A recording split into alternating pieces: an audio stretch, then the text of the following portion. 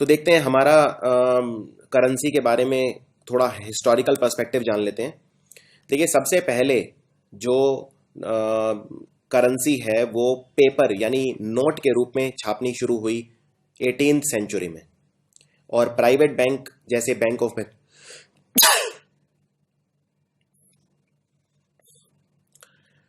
तो इसमें सबसे पहले हिस्ट्री जान लेते हैं। सबसे पहले जो नोट छापना स्टार्ट किया पेपर के रूप में, नोट के रूप में वो छापना स्टार्ट किया 18th सेंचुरी में बैंक ऑफ बंगाल ने। प्राइवेट बैंक्स ने पहले स्टार्ट किया, bank of Bengal, bank of Bombay, bank of Madras, इन्होंने सबसे पहले नोट छापे पेपर के रूप में। और उसके बाद आया पेपर करेंसी एक्ट 1861 का। उसके बाद गवर्नमेंट ऑफ इंडिया ने नोट छापना स्टार्ट किया, और उसके बाद गवर्नमेंट ऑफ इंडिया की मोनोपोली हो गई, एक अधिकार हो गया कि सिर्फ अब गवर्नमेंट ऑफ इंडिया ही नोट छापेगी। तो 1861 में आया था पेपर करेंसी एक्ट। तो गवर्नमेंट ऑफ इंडिया नोट छापती रही 1935 तक।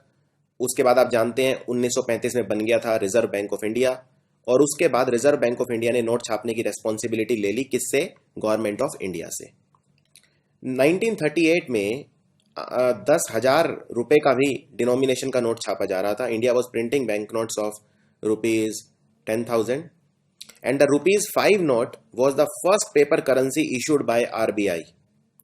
RBI ने जो सबसे पहला नोट छापा, इट वॉज पेपर करेंसी, वो था ₹5 का नोट। इट वॉज इन जनवरी 1938। इसके ऊपर जो पोर्ट्रेट था वो था जॉर्ज द सिक्स्थ का। और उसी साल करेंसी नोट छापने लगे 10 रुपए के, 100 रुपए के, 1,000 के और 10,000 के। They were also issued by the RBI। 1946 में 1,000 रुपए का और 10,000 रुपए का नोट डिसकंटिन्यू कर दिया गया टू कर्ब अनअकाउंटेड मनी। देखिए, नोट की वैल्यू जितनी ज़्यादा होती है उतना ज़्यादा ही एक तरह से ब्लैक मनी आसान हो जाता है, ब्लैक मनी को ट्रांसफ़र करना आसान हो जाता है। लेकिन नोट की जो डिनोमिनेशन जितने छोटे होंगे उतना ब्लैक मनी मुश्किल होगा। फॉर एग्जांपल, अगर मान लीजिए किसी ने 100 करोड़ का काला धन इकट्ठा कर रखा है और उसे वो एक जगह से दूसरी जगह भेजना है और सिर्फ 10 रुपए के नोट अवेलेबल हैं, तो आप इमेजिन कर सकते हैं कि 10 रुपए के नोट के कितने सारे बंडल इसको 100 करोड़ बनाएंगे। तो इसको कम से कम 100, 200, 500 गाड़ियां भर के भेजनी पड़ेंगी, तब 100 करोड़ के नोट होंगे। तो इसलिए बहुत मुश्किल हो जाता है। इसीलिए कुछ लोगों ने यह भी सजेस्ट किया है कि काले धन को रोकने का एक तरीका है कि डिनोमिनेशन को कम कर दिया जाए, लेकिन वो उतना प्रैक्टिकल तरीका नहीं है, क्योंकि अगर आप नोट के डिनोमिनेशन कम कर देंगे, बड़े नोट्स होंगे ही नहीं। मान लीजिए 50 रुपए के, 100 रुपए के, 500 रुपए के, इनके नोट्स अवेलेबल ही नहीं है, 1,000 रुपए के नोट्स अवेलेबल ही नहीं है, तो क्या होगा? तो हमारे नंबर ऑफ ट्रांजैक्शंस बढ़ जाएंगे, क्योंकि नोट छोटे हैं। इससे हमारी ट्रांजैक्शन कॉस्ट बढ़ जाएगी, और हर रोज लाखों करोड़ों ट्रांजैक्शंस हमें करने पड़ते हैं, इतनी ज़्यादा ट्रांजैक्शन कॉस्ट हो जाएगी। तो इसलिए ये इतना प्रैक्टिकल तरीका नहीं है। उसके बाद दीज वर देन री इंट्रोड्यूस्ड। 1946 में हमने 1,000 और 10,000 रुपए के नोट छापने बंद कर दिए थे। 1954 में हमने दोबारा 1,000 और 10,000 के नोट छापने स्टार्ट कर दिए, और इस बार हमने 5,000 रुपए का नोट भी छापना स्टार्ट कर दिया। यानी 1954 में हमने 1,000 रुपए का नोट भी छापा, 5,000 का भी और 10,000 रुपए का भी। और फाइनली फिर 1978 में हमने ये तीनों छापने बंद कर दिए। So according to the RBI Act of 1934, Section 22, RBI has the sole right to issue bank notes of all denomination. RBI Act 1934 में आया था, उसके हिसाब से उसके सेक्शन 22 में लिखा है कि RBI के पास ही सिर्फ बैंक नोट छापने का एक अधिकार है। It has the sole right. RBI की रेस्पॉन्सिबिलिटी है डिजाइन करना नोट को, प्रोडक्शन करना, उनका मैनेजमेंट करना of the currency of India with the goal of ensuring an adequate supply of clean and genuine notes. Responsibility for coinage. दूसरा अब मैं बात करता हूं, ये तो मैं पेपर नोट्स की बात कर रहा था, दूसरी मैं बात करता हूं सिक्कों की।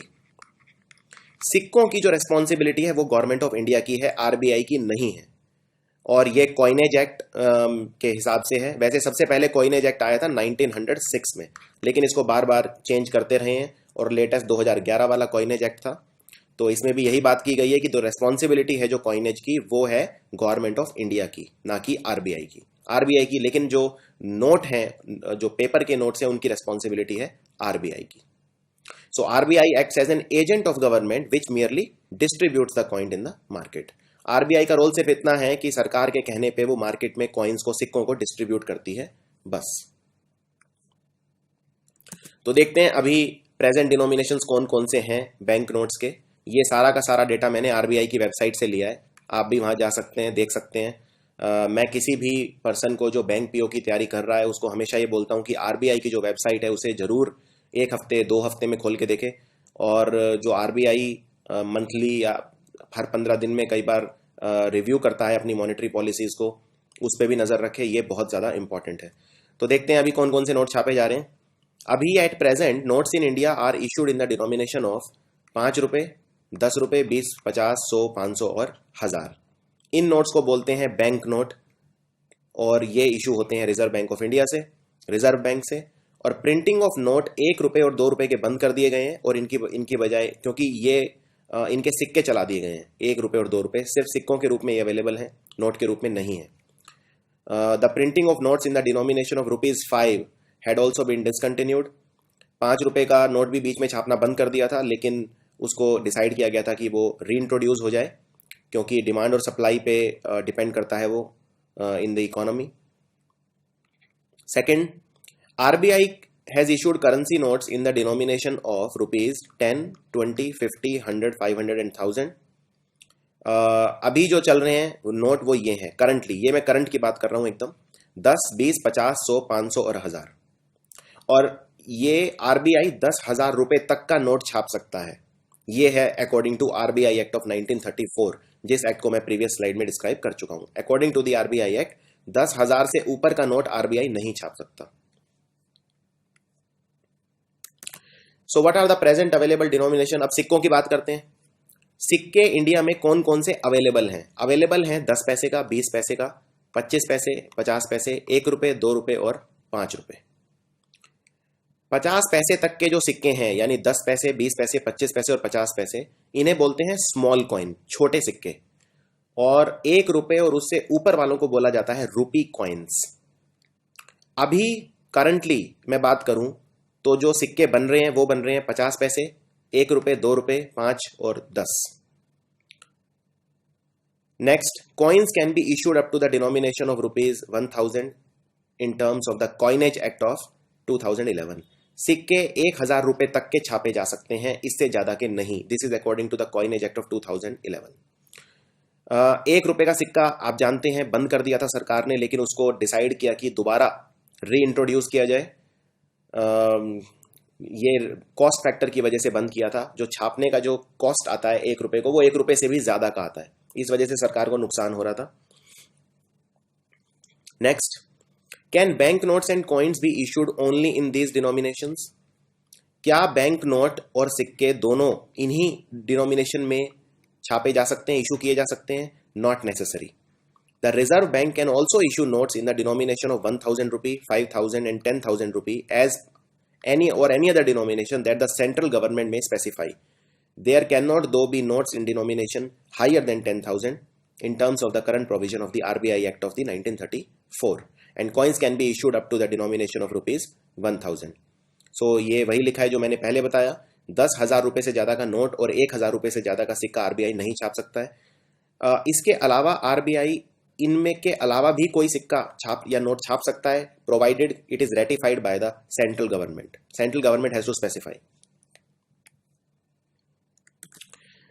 नेक्स्ट, तो जो छोटे और बड़े सिक्के हैं दोनों गवर्नमेंट ऑफ इंडिया की रेस्पॉन्सिबिलिटी है। 1 रुपए का जो नोट होता है उस पे जो दस्तखत होते हैं वो फाइनेंस सेक्रेटरी के होते हैं। गवर्नमेंट ऑफ इंडिया के फाइनेंस सेक्रेटरी उसको साइन करता है, और 1 रुपए से ऊपर जितने भी नोट है वो साइन करता है आरबीआई का गवर्नर। तो आरबीआई का गवर्नर आप जानते हैं अभी रघुराम राजन है, तो अभी उसके साइन होंगे। उससे पहले मिस्टर सुब्बा राव थे, उससे पहले मिस्टर YV रेड्डी थे, etcetera etcetera. So determination and volume of bank notes to be printed. So let's take a look at this. RBI note छापता किस सूरत में? कभी आपके मन में यह भी सवाल आया होगा कि अगर आरबीआई के पास नोट छापने की परमिशन है तो वो जितने चाहे नोट छाप सकता है, तो सबके घरों में ही लाख लाख 2-2 लाख रुपए होंगे बोरे भर के। ऐसा संभव नहीं है। आरबीआई के प्रॉपर गाइडलाइंस हैं वो किन सूरतों में नोट छाप सकता है, और ये बहुत ज्यादा टाइटली मॉनिटर्ड रहता है। So RBI based on the demand requirement indicate the volume and value of the bank notes to be printed each year to the government which get finalised after mutual consultation. So government of India और RBI आपस में mutual consultation करते हैं उसके बाद रुपए की जो वॉल्यूम है और वैल्यू वो डिसाइड करते हैं और उसके हिसाब से नोट छापते हैं। और बैंक नोट कितने छापे जाने हैं वो इन चीज़ों पर निर्भर करता है। बैंक नोट की रिक्वायरमेंट कितनी है, जीडीपी ग्रोथ कितना है, इन्फ्लेशन कितना है। सॉइल्ड और म्यूटिलेटेड नोट्स ये इसी प्रेजेंटेशन में आप अगली स्लाइड में देखेंगे ये क्या होते हैं। म्यूटिलेटेड नोट और सॉइल्ड नोट ये वो नोट्स हैं जो बेकार हो चुके हैं, जैसे बहुत ज़्यादा गंदे हो चुके हैं। तो ये मैं डिटेल में कवर करूंगा। उसके अलावा रिजर्व स्टॉक रिक्वायरमेंट्स कितनी हैं, तो इन सब चीज़ों पे निर्भर करता है कि आरबीआई नोट कितने छापेगा।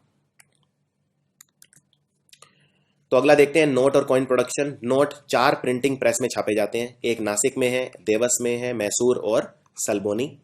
और जो कॉइन है वो कहाँ पे बनते हैं? कॉइन की मिंटिंग 4 मिंट्स में होती है, जो पहला है मुंबई, दूसरा नोएडा, कोलकाता और हैदराबाद। ये सारे आपको याद रखने हैं। और करेंसी सर्कुलेशन, आरबीआई जो करेंसी ऑपरेशन करता है अपनी 19 ऑफिसेस से करता है जो इन लोकेशंस पर लोकेटेड हैं। इनके नाम याद रखने जरूरी नहीं है। इसके अलावा आरबीआई के करेंसी चेस्ट भी होते हैं। करेंसी चेस्ट होता है, आरबीआई कुछ बैंक्स को परमिशन देता है कि वो आरबीआई की मदद से, आरबीआई की परमिशन से नोट्स बांट सकता है, उनको बोलते हैं करेंसी चेस्ट। इसको मैं आगे डिटेल में डिस्क्राइब करूंगा। तो करेंसी चेस्ट देखते हैं सबसे पहले क्या होता है। आरबीआई ने कुछ कमर्शियल बैंक्स को और या कुछ स्केड्यूल्ड बैंक्स को परमिशन दी हुई है कि वो नोट्स डिस्ट्रीब्यूट कर सकते हैं आरबीआई के बिहाफ पे। तो वो नोट्स भी और कॉइन्स भी दोनों डिस्ट्रीब्यूट कर सकते हैं on behalf of the RBI. So basically वो एक स्टोर हाउस का काम करते हैं आरबीआई के लिए, जहां ये रखे जा सकते हैं। These chest branches are expected to distribute the bank notes and rupee coins to other bank branches in the area of operation. Next let's take a look at small coin depot. Small coin आप जानते हैं, small coin क्या होते हैं? 50 पैसे तक के जो कॉइन्स होते हैं उनको स्मॉल कॉइन्स बोलते हैं। So some bank branches are authorised by RBI to establish small coin depot to store small coins which will distribute the coins in their area of operation. तो बेसिकली आरबीआई का काम आसान करते हैं, क्योंकि RBI अपने हेडक्वार्टर से पूरे इंडिया में नोट्स नहीं बांट सकता, इसीलिए वो कुछ बैंक्स को परमिशन देता है, तो उनको बोलते हैं करेंसी चेस्ट। और छोटे कॉइन्स को बांटने के लिए जिसको परमिशन दी है वो है स्मॉल कॉइन डिपो। अब देखते हैं वो नोट जो खराब हो जाते हैं वो कितने तरह के होते हैं। सबसे पहले होते हैं सॉइल्ड नोट्स। मैं इससे पहले ये बताऊं क्या होते हैं, मैं एक डायग्राम दिखा देता हूं।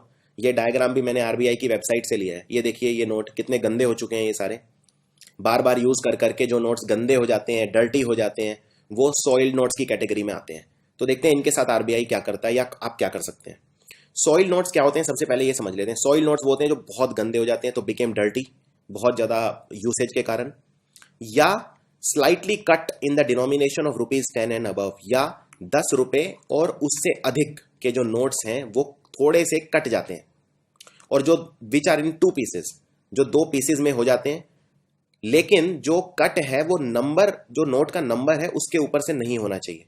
अगर मान लीजिए ये कोई नोट है और ये नोट में ये नंबर लिखा है नीचे, तो ये जो कट है ये इसमें से पास नहीं होना चाहिए। यहां से हो सकता है, किसी और एरिया से हो सकता है, लेकिन नंबर में से नहीं। उनको बोलते हैं सॉइल्ड नोट्स। सॉइल्ड नोट को आप एक्सचेंज कहां करा सकते हैं? इन नोट्स को आप किसी भी पब्लिक सेक्टर ब्रांच, बैंक की ब्रांच में करा सकते हैं। करेंसी चेस्ट, यानी करेंसी चेस्ट क्या होते हैं? करेंसी चेस्ट वो बैंक हैं जिनको आरबीआई ने अनुमति दी हुई है, जैसा मैंने पिछली स्लाइड में बताया, वहां पे आप इनको एक्सचेंज करा सकते हैं। या आरबीआई के ऑफिस में, जहां से आरबीआई नोट्स को इशू करता है, वहां पे आप इनको बदलवा सकते हैं। याद रखिए, नोट बदलवाने के लिए किसी फॉर्म को भरने की जरूरत नहीं है। वहां जाइए, सॉइल्ड नोट अपना दीजिए और बदले में पूरा पैसा वापस ले लीजिए, फुल वैल्यू। इनके बदले कोई भी पैसा काटा नहीं जाएगा। अगर आप कोई सॉइल्ड नोट है 10 रुपए का, तो वो वापस कर रहे हैं तो बदले में 10 ही रुपए मिलेंगे। तो ये है सॉइल्ड नोट्स। अगला देखते हैं दूसरे तरह के नोट्स। ये होते हैं म्यूटिलेटेड नोट्स। म्यूटिलेटेड नोट्स क्या होते हैं? पहले मैं आपको इनकी फोटो दिखा दूं। ये फोटो भी मैंने आरबीआई की वेबसाइट से ली है। ये देखिए, ये नोट, ये कितने ज्यादा डैमेज हो चुके हैं। ये देखिए, इंपॉर्टेंट जगह पे ये फट चुके हैं, इनको जोड़ा जा गया है। कहीं ये 2 रुपए का नोट आप देख सकते हैं कितना ज्यादा, ये यहां से देखिए पूरा फटा हुआ है, यहाँ पे ये इतना पार्ट मिसिंग है इसका। तो देखते हैं इसकी डेफिनेशन क्या है म्यूटिलेटेड नोट्स की। म्यूटिलेटेड नोट्स वो होते हैं, या तो वो पीसेस में होंगे, 2 से ज्यादा। कोई अगर नोट है और मान लीजिए 2 या 3 हिस्सों में टूट गया है तो वो एक म्यूटिलेटेड नोट कैटेगरी में आएगा। और वैसे भी जो शब्द म्यूटिलेटेड है इसका मतलब क्या होता है, म्यूटिलेशन से आता है, यानी किसी चीज का कटना, म्यूटिलेशन। असेंशियल पोर्शन मिसिंग होते हैं नोट के, या म्यूटिलेटेड नोट वो होता है जिसमें जो असेंशियल पोर्शन मतलब जो बहुत ही इंपॉर्टेंट पार्ट है नोट के, और ये इंपॉर्टेंट पार्ट कौन से हैं, जैसे नेम ऑफ इशुइंग अथॉरिटी या गारंटी या प्रॉमिस क्लॉज या सिग्नेचर, गवर्नर का सिग्नेचर या अशोक स्तंभ या गांधी जी की फोटो या वाटरमार्क, अगर इनमें से कोई भी चीज मिसिंग है नोट में से तो वो भी म्यूटिलेटेड नोट की कैटेगरी में आएगा। म्यूटिलेटेड नोट्स को भी एक्सचेंज वहीं पे कराया जा सकता है जहां पे सॉइल्ड नोट्स, मैंने जो पिछली जैसे करेंसी चेस्ट हो गया या पब्लिक सेक्टर बैंक हो गया एटसेट्रा। लेकिन एक्सचेंज वैल्यू इनकी फुल भी हो सकती है और पार्ट भी हो सकती है, वो डिपेंड करेगा किस लेवल तक का ये नोट खराब हो चुका है, और वो आरबीआई के गाइडलाइंस हैं उसमें, इतना हम इनमें डिटेल में नहीं जाएंगे वो क्या गाइडलाइंस है। लेकिन ये याद रखना है सॉइल्ड नोट्स की जो वैल्यू है वो पूरी मिलती है और म्यूटिलेटेड नोट्स की फुल भी मिल सकती है और थोड़ा सा पार्ट में भी मिल सकती है। उसके अलावा एक अनदर एक्सचेंज फैसिलिटी है म्यूटिलेटेड नोट्स के लिए जिसको बोलते हैं ट्रिपल लॉक रिसेप्टिकल, TLR। ये फुल फॉर्म आपको याद रखनी है, ट्रिपल लॉक रिसेप्टिकल।